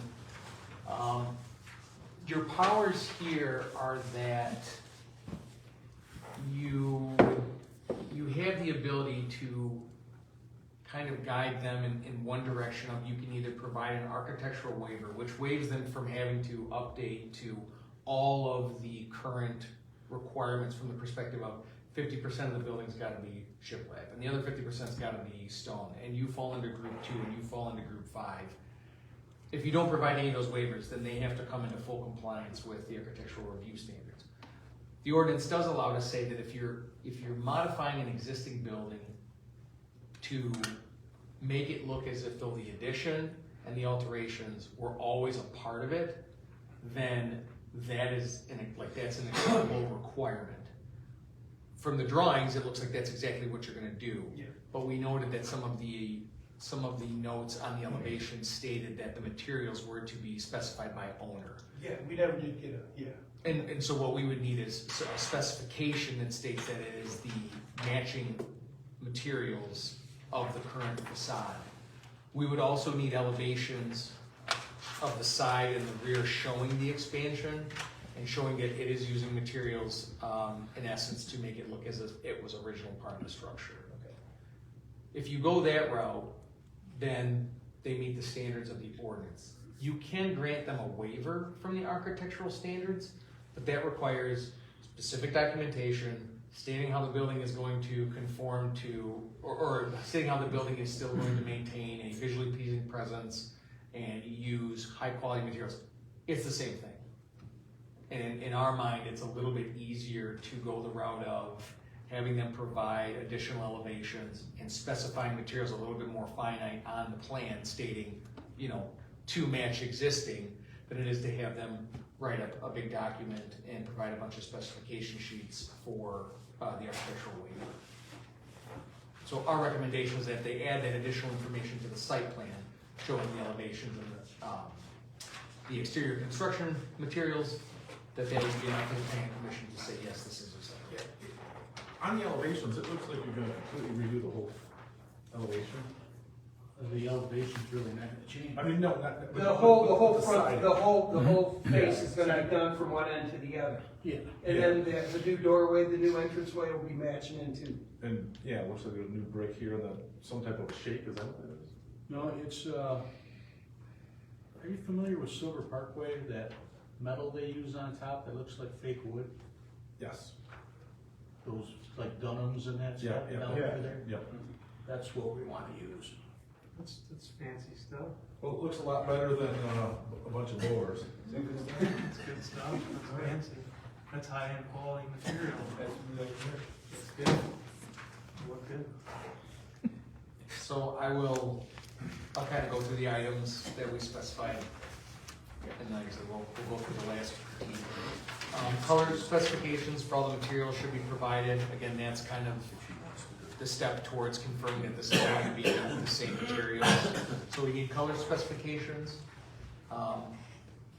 To determine if section 23.18F requirements have been fulfilled, sheet A13 should know whether proposed infill exterior construction materials for all elevations will match existing exterior construction materials. Side and rear elevations showing the proposed addition, as well as specify exterior construction, specify materials to be used for the new proposed double door entry should be added to the sheet. The new double doors, the specifications were provided on the other sheet as to the type that you would be using, but if on the elevation, the main elevation where you show the garage doors getting filled in, if the metal framing could be specified on that drawing as well, that elevation. And again, that's just so there's one elevation that shows you all the materials they're gonna be using. Okay. Michelle, hold on one second. Hey, Laura, I know you've got a long ride back to Grand Rapids. I think we're done. Are you done with me? Yes, I'm sorry. If you're having fun, you can. I mean, this is my idea of a good time, but, I will take you up on that. I did actually already email over the language, so we can connect and work through it on that. Yeah, we'll be Safe drive Yeah, back. thanks, absolutely. Especially with the weather and whatnot. Appreciate it, thank you. Sorry about that, Mateo. That's all right.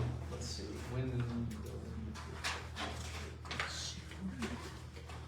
So part 5 is basically kind of going back to if we can't fulfill the requirements, showing that the site's going to be done with materials that The are. rear elevation is gonna be a tough one because that's where the cooler's coming out. We got that overhang, so, I mean, we're not really touching that.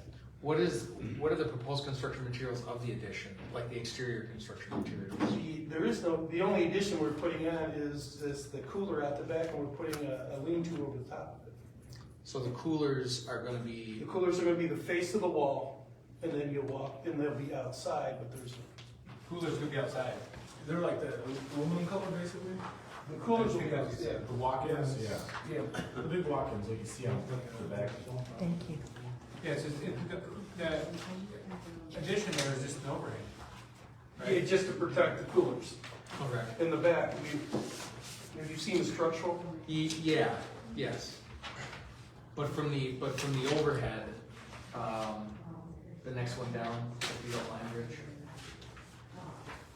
Where the dimensions are given off the back, you're stating that those will not be enclosed by building walls? No, it's just a lean-to over the top to keep the elements off of the cooler and the condensers and stuff. Alright, I mean, I guess given that it's in the rear, I mean, unless the planning commission has concerns, then I wouldn't necessarily require elevations for the side of the rear.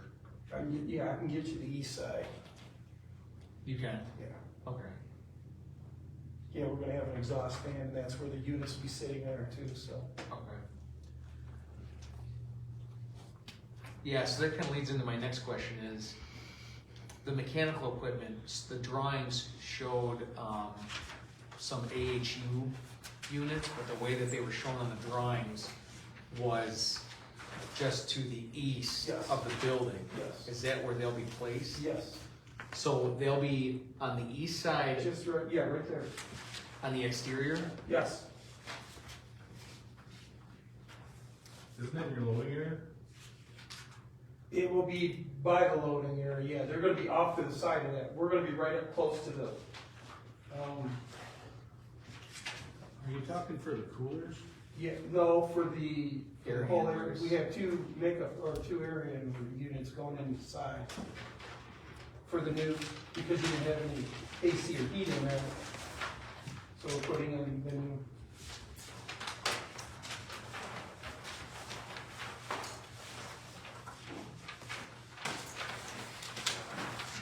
Could you put that on the, M100, when you're doing your revisions, could you put that on the plan?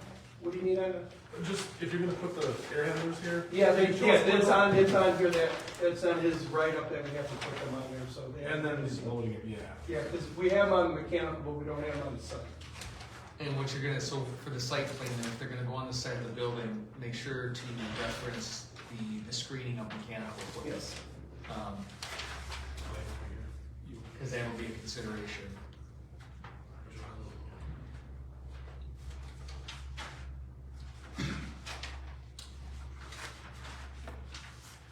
So with that, that's kind of the extent of the overview.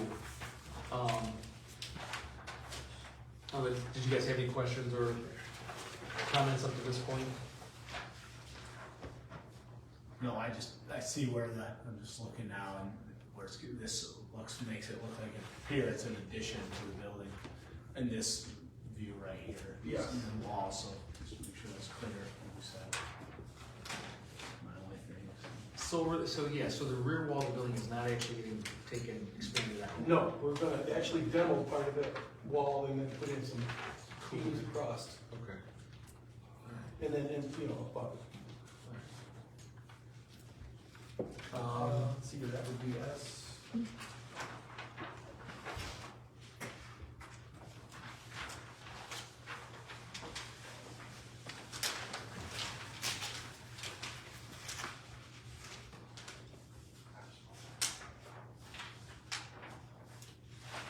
If you can look at S102.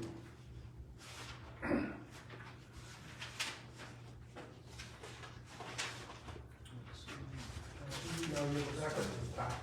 It's closer to the beginning. Yeah, so. Side elevation of lean to, yeah.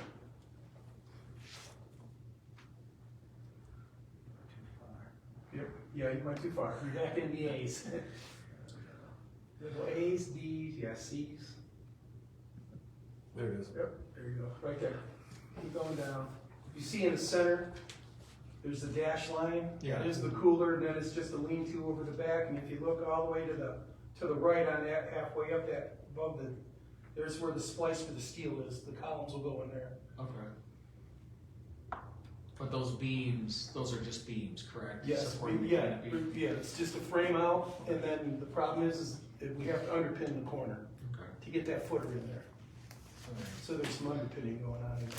I mean, I would say given the site surrounded by light industrial, I mean, if this was adjacent to residential, it would probably be a different conversation about the aesthetics associated with that. And again, discretion lies with the planning commission, but the site is surrounded by light industrial. And there is fencing and screening also. Yeah, around the back In that there. area, yeah. The back is screened in. Yeah, pretty sufficient. But again, on the Yep. side, reference the screening requirements. Yes, oh yeah, no problem. These will be accessed from the inside of the building, these coolers.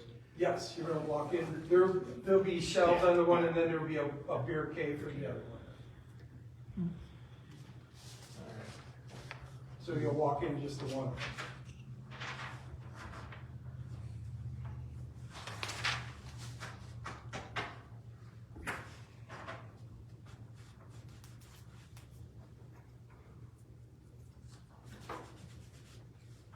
So if you want, we can kind of go through the laundry list and check things off.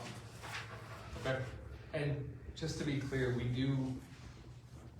you can With the site plan and impact analysis can sometimes be required. We felt as though because they were going to a lower intense use that an impact assessment was not necessary. Traffic?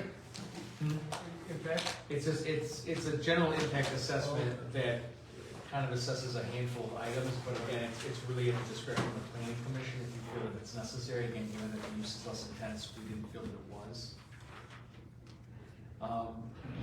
So we do, so an important item that needs to be noted is that the auto salvage storage yard operations are going to continue on site. It's not auto salvage. Just auto storage. That's temporary. When a vehicle's involved in an accident, it's taken there and then it's picked up. The storage is temporary, but the use is not. The use you plan to remain as permanent. Correct. And that's behind the fence. Correct. Yeah, that was my only thing, was like on the site plan to know, hey, this is the section where, okay, whatever your vehicles that come in and off out of accidents or whatever, this is where they go, and that way it's clear. Yeah, and so when you start to think about your parking, clear delineation between what is your temporary, what is your auto storage area and parking and loading, like that will be important. Decision from the planning commission on the following waivers: the dumpster location, we discussed that it will be moved to the rear. It'll still need to follow the same requirements with the 6-foot screening, the wood doors. So if I have a wood door to get back there, do I still need a wood door in front of the dumpster? It states that the wood door enclosure is still required, the full enclosure is still required, even if it's in the rear yard. Okay. The landscaping, we'll get into the specific waivers, but it sounds as though the determination of the planning commission that existing landscaping is sufficient. And then proposed building materials, it sounds like we have a plan to adjust the drawings to confirm that the work that you'll be doing will be using materials to match, and again, provide all the necessary specifications like color and material type and the location. All right, so with that, the planning commission could recommend approval to of the site plan of the township board with the following conditions. We've discussed that the applicant will add a note stating that the auto storage operations are going to remain. Site parking and storage operations exceed the eastern lot line, but the applicant stated that there's documentation allowing for that.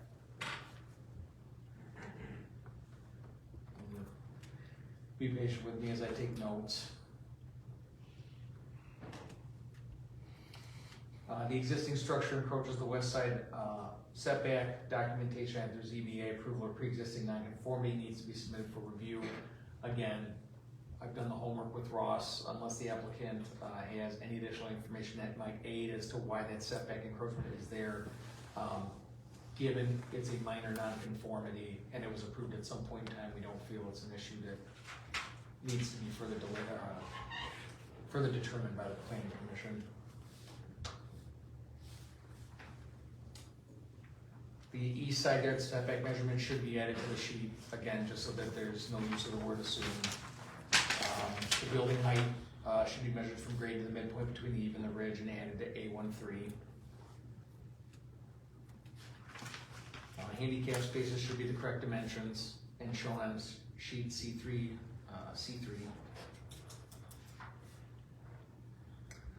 So here it says parking should be calculated based on auto service station as well as retail use. With this one, again, if you're going to, the gas station still remains and it's going to be one retail use, then you can use the auto service station parking requirements.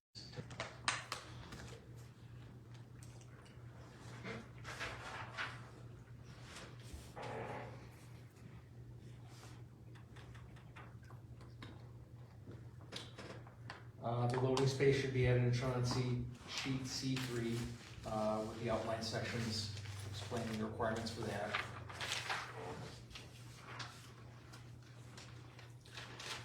Pavement repairs should be made to assure safe circulation on site.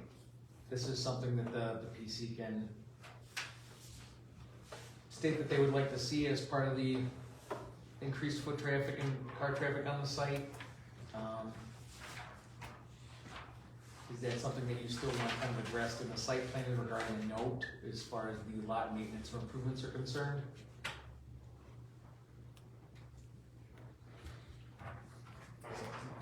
I've been out there a lot, I haven't noticed anything bad, so, but I was looking at it. No, that's getting on it. Yeah, I think put a note on the site plan makes sense. So you want to note on the paper for paper Yeah, repairs? the Okay. paper repairs will take place.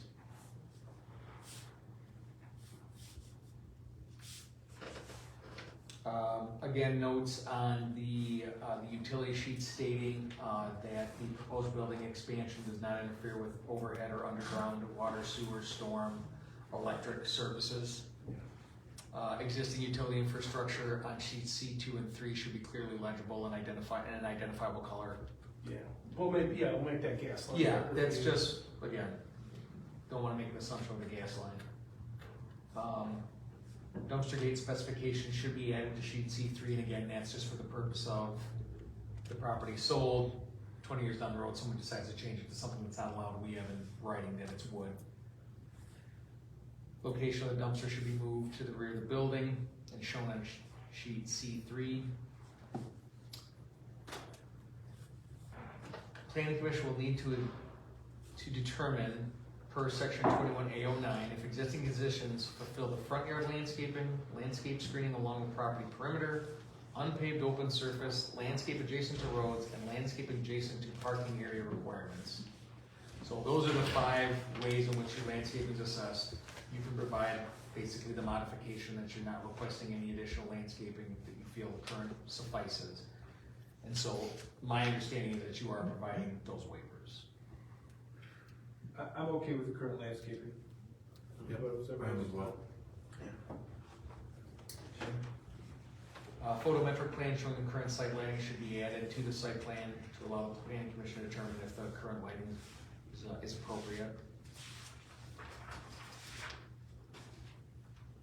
I think that would be, my opinion, just to document Yeah, it. he said you're gonna. Yeah, we Yeah, can take he care said of you it. were gonna- I just gotta get what the lights are, you know, the pole heights, so I'll stop, I'll get them sometime next week at the end of the week. Just for the signage, it's more or less a note, just that I'm assuming at some point in time you will be updating the signage for whatever the new retail uses will be, and just to make sure that you reference the ordinances with the township before doing that. Color specifications for all materials should be provided on sheet A1 and 3. In a color print would be great, Or sample, samples. if you could bring it.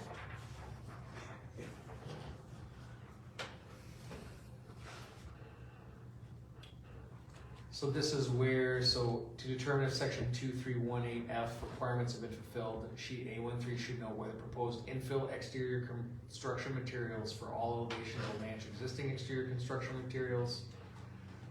Side and rear elevations showing the proposed addition as well as the specified exterior construction materials and their location should be added to the plan. So we know that we're able to do the first part where on the front elevation, Yeah. you will provide the specification showing that it's going to be the matching materials. Yes. Up to the planning commission, so that you guys wanna see, an additional side elevation or rear elevation for the expansion of the, well, I guess expansion's probably the wrong definition. I mean, it's really a structural canopy over the coolers, correct? Okay. Yeah, it's just to protect the cooler. Okay. And again, given the discussion about the adjacent property and the current fencing and screening, it's more to you guys of whether or not you wanna see that information as well. And this is in the fenced-in area. The rear, yes. I think the east elevation is important. I mean, even though it's gonna be behind the fence, right? Yeah. That fence is there, so it's really not gonna see much of the east. So You don't know the east, west, or north. Yeah, you're not really gonna see it because it's gonna be behind the fence that's there. Yeah, I mean, so again, just clarification while we're in here, now that I understand that it's more or less a structural canopy again. I don't know that those elevations are as necessary as the front elevations. everything's happening up front, so. Yeah, just to document the size of it, it wouldn't hurt, right? Hey, it's 20 feet from the building or 10, seems like the footprint. Okay. I think you may be on there already. So a side elevation? I think they, yeah, it wouldn't hurt. And the fence is staying, is the fence gonna stay there? Correct. So you want a side, you want the east elevation then? Yeah, that probably, yeah, go ahead and do it. Okay.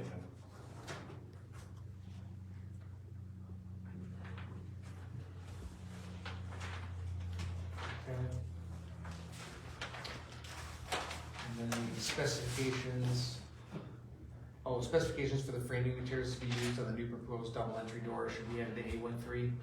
Yes. Okay. Yeah, it's just gonna be a typical storefront. Yeah, that way, all of the facade materials are on A1. Yeah. So they can see, this is everything we're using up front, this is what we're specifying. So number 20, the ordinance does state that the architectural review committee shall review all building materials prior to site plan approval. I talked to Ross. Historically, it's just done by the planning commission as the architectural review committee. We did that in the last. Well, for all of them, yes. Yeah, that was sort of. Historically, that's, Building material facade finishes shown in A13 should include, okay, percentage coverage is, we can X this one out because this was if we weren't gonna be able to go the route of allowing them to prove that the infill materials will be the same as what's existing. They'd have to go the route of conforming to the ordinance, which is again, 50% of this, 25% of that, group A, group 2. So we can strike 21. And then 22, mechanical equipment location must be shown on sheet C3 as well as A13 to ensure proper placement and screening if necessary.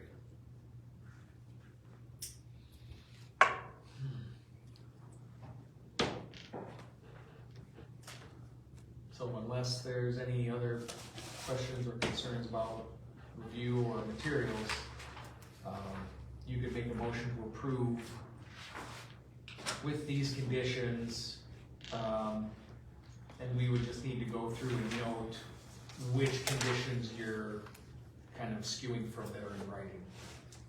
if you go that route, that's generally just confirmed through the planning commission subcommittee formally, right? That's, That's, if you're making the motion to approve before it actually gets forwarded to the board. So we don't need a public hearing on this one? No, because it's a permitted use, but all Okay. uses within the Understood. district All right. require site plan review. So we can basically We can approve it right now. approve it now and You just. can do it with conditions. With conditions. With the conditions that he stated that I have to put on the drawing for you guys. But you don't have to come back before this board. yeah, you guys can do a conditional approval, he can submit. It's a conditional recommendation. Recommendation, yeah. Then at that point, we get all of the additional information, Yeah. we'll have the subcommittee informally review. Once that's verified, I can forward it to the township board for final consideration. And I know my wife, it was just a quick question, the timing aspect of the project, and the permitting process, you gotta have permits pulled and done, they kind of push you on a timeline. Just Yeah, curious. probably the next 6 months. Okay. Construction's supposed to start April 1st. So, but that's all on, lead times and materials and things. But yeah, there's maybe something to document, the intended plan. That's what, I think in other applications, we've asked for that, so that we're named. So beginning to end, so. If you are gonna consider though, Bill, you might wanna recuse yourself. Oh, I know. Does anyone wanna make that motion? I think, I guess he went through the conditions. Do we have to go through and go over all of that? Well, so I think, what we can do is We can use the numbers. we can go through and cite, like, which ones we've changed, because which ones we've changed is less than the ones that we've approved, and state that, without, I guess considering, we could go just through the ones that we've approved, we'd have to do it again, but we can use, like I said, Ross said numerically, we can. I can, yeah, I mean, as far as the motion goes, we can say items 1, 2, 4, 5 are the conditions of approval. They need to be fulfilled prior to approval.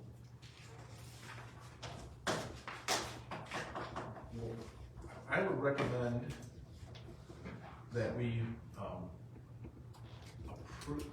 recommend approval to the board based on satisfactory Conditional resolution of the items. Mateo, if you wanna go through those again. Sure. So it would be item number 1. It's stating that the auto salvage yard operations will continue. Specifying the location. Should it change to auto storage? Auto storage, yeah. The east side, number 4. Number 5. Number 6. Number 7, with the exception that the parking will be calculated based on auto service station, not retail use. Number 8.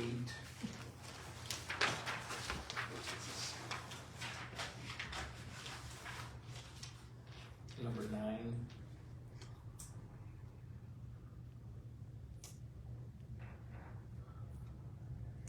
Number 10. Yep. Number 11. Number 12. Number 13.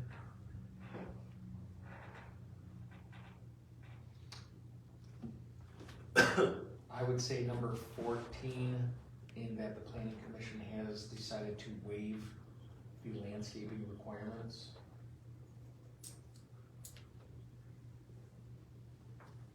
Number 15. Number 17 doesn't need to be included, it's just a reference to the signage. Number 17.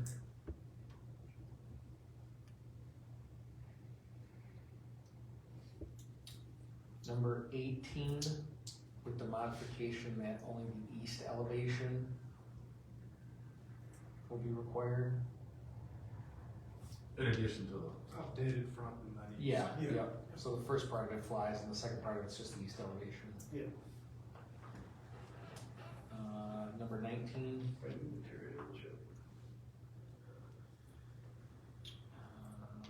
Number 20 and 21 are not necessary, then number 22.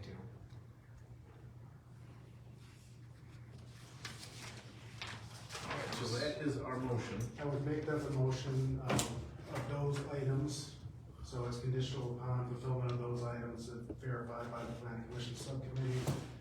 And then also, I would just state separately, making a note that you've waived the architectural, or the landscaping and screening standards, right? Yeah, my apologies. One other item was that you had stated that you're in possession of a letter regarding the east property line. West property Or line. west. Oh, the east No, one. east property. Yeah. Isn't that what that If you have that. This should be on file. Here. It may be. Oh, Would that be yeah, under so one it would file? be, so, I had them look through it, I'll double check. so it should, I guess it could be number 2 modified, that the applicant will provide documentation. Indicating the operations on MDOT's. Yeah. Okay. And Ross, do you want a separate waiver for the landscaping? I just had a separate statement saying these conditions, knowing that the planning commission has determined that they'd like to waive the screening and landscaping requirements. Okay.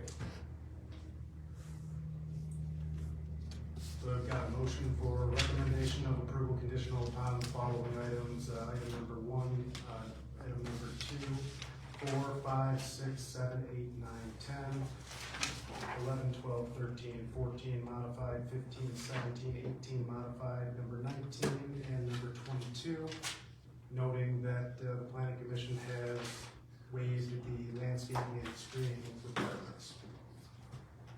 Support. All right, we have a motion and support. All in favor? Aye? Aye. Is anyone opposed? All right, please make a note that Bill has abstained. All right. We are through, it looks like, old business and new business. Anything else for us before we go to the call to the public? No, I don't have anything from Solar business. I think we're in good shape with the solar, we're in good shape with the next plan.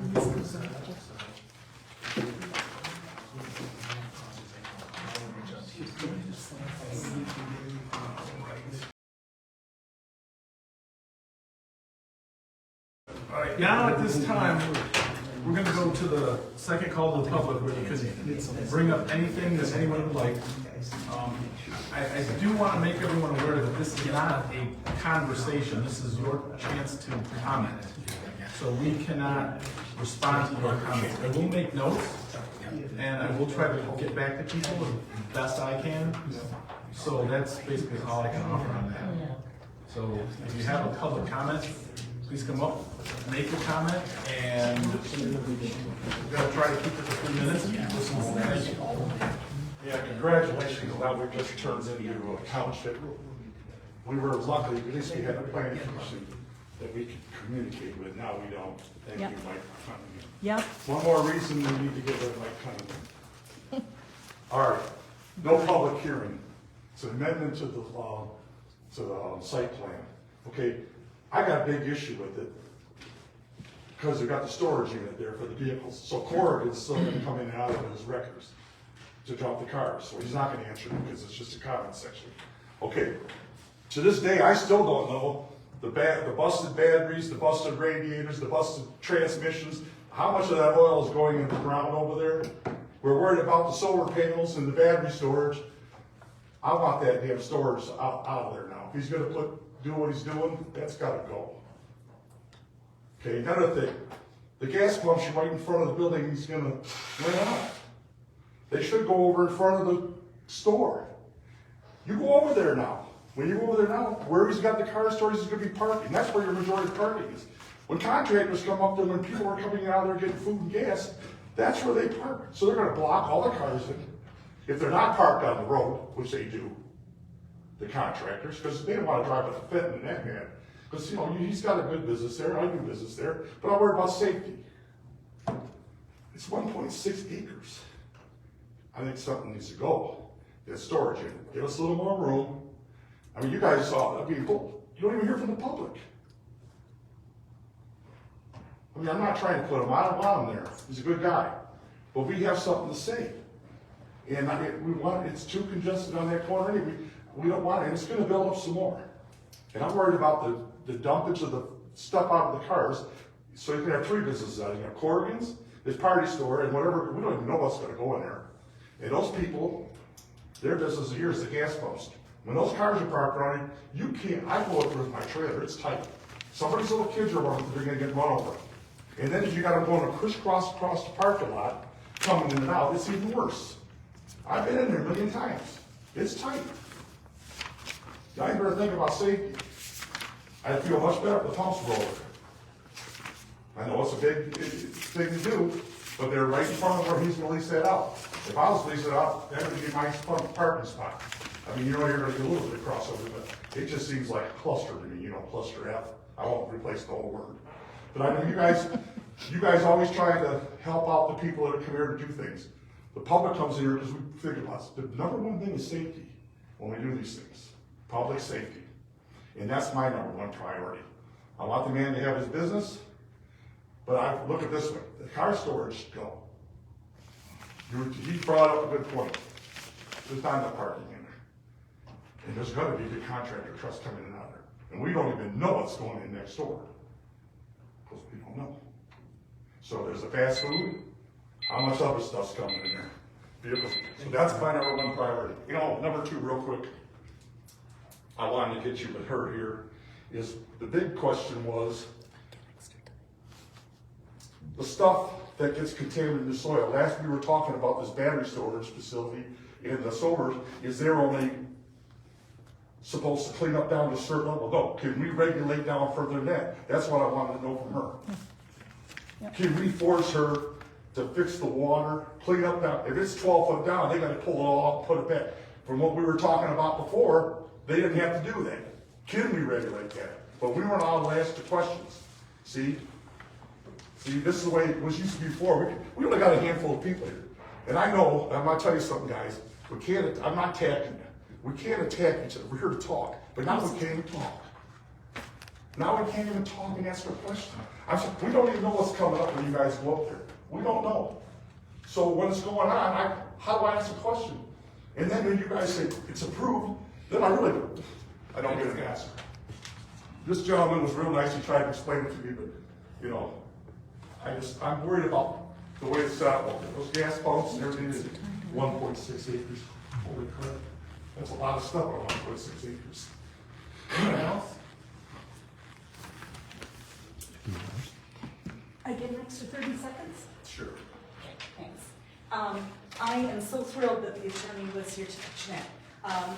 And I have no doubt that she's gonna go through everything with fine tooth comb, go over all the shells and musts but like Scott said, I have questions. I'm a community, and you guys may not realize it, but there are people out there that are scared to death of what's coming. And they're gonna have questions. And yeah, some of them are relying on me to answer or ask those questions because I don't have the answers. But for example, the fencing and all of those things in there, we need to, if you've been up to Lennon, any of you, guess what? They had is your clock not working? You said 30 seconds extra, so I was giving you that. Thank you. You're welcome. So if you've been up to Lennon, how did those regulations pan out for them? It's crap up there. It's horrible. Trees are on their side. So what happens if they don't do this? Apparently nothing happens unless you have it in an ordinance. So there's many questions that the public has. Rich, I sent him an email asking if the lawyer would be here tonight. Steve, I'm really hoping that I can converse with you in email because apparently that's the only way I can get an answer. So one of the things. Email after the meeting. Pardon me? I will give you my email. I will give you my email. Okay, thank you. So one of the things, and just so the public knows what I'm gonna ask is, will the lawyer be back again? And if she is gonna be back again, I think a great solution would be have residents submit cards, maybe through email. This is a question I have. You could go through it, weed out the duplicates. If something's not appropriate or not a right question, then don't ask it. But the public has questions, and we need answers. So I would really hope that you would take that into consideration. Also, regarding the master plan, does anyone here remember the discussion?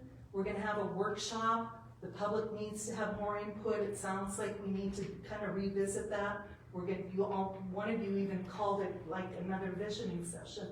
And now we're gonna jump into the public hearing. But you guys said that was what we were gonna do at the last meeting. So I have a huge problem with that. Then also, she alluded to the group Citizens for Local Choice. I really hope that you guys take a look at that because you may not agree with everything that they stand for, but they are appealing to Democrats, Republicans, Independents, everyone. We have to fight this. We have to be able to tell the state and get that ballot initiative going so that we can fight this, so that we can have our local control. We know what's best. It's 3 people on that commission that will decide for us where things go and what happens. And so I really hope that you guys, I will send you some information on them, Steve, in case you're not fully aware of what they're doing. But also, battery storage, wind ordinance. Kurt, you're the liaison with the board. How many times have I asked you, would you get that to the board? You've not been successful. Steve, can you find a way to get the board to approve that we start on the wind ordinance now, the battery ordinance also, before we get people coming in here, because we've got nothing right now. No ordinances on the battery and the wind, correct? Nobody can answer me. I'll tell you, we don't have any. So right now, a company can come in, a developer, and can come in with a proposal. You can turn it off. Thank you. appreciate it, and again, it would have been a different story if someone had just said, yeah, the lawyer's gonna be here, because many people would have loved to see her in person, but it was all held from us. And that's not right. Please don't turn out to be like the board is. It's not right. We're the people, okay? Thank you.